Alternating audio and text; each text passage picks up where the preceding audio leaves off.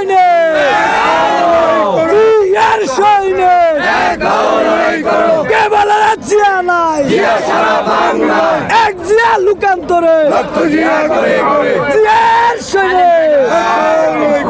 বিসমিল্লাহির রহমানির রহিম। আমি আরিফুল ইসলাম আরিফ, গুলশান থানা শ্রমিক দলের সভাপতি।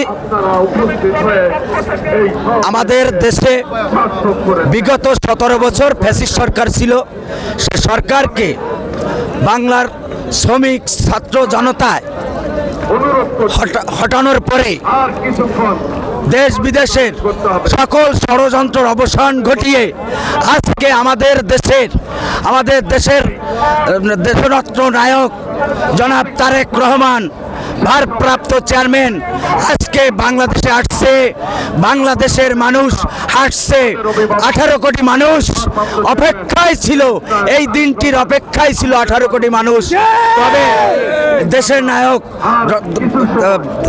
জনাব তারেক রহমান দেশে ফিরবে, এ দেশের হাল ধরবে। তাই বাংলাদেশে আগামী বাংলাদেশের জনগণ তাকে প্রধানমন্ত্রী নির্বাচিত করবে, এই আশায় তার সকল মানুষের আশার প্রতিফলন ফলিয়ে আজকে বাংলাদেশের সেই আশার প্রতিফলন ফলছে এবং বাংলাদেশ হাসছে। তারেক রহমান আসছে।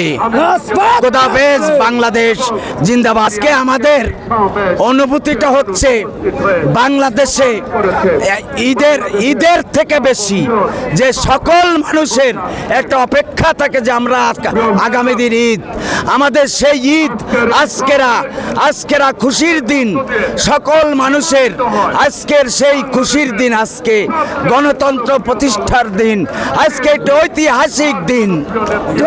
খোদা হাফেজ।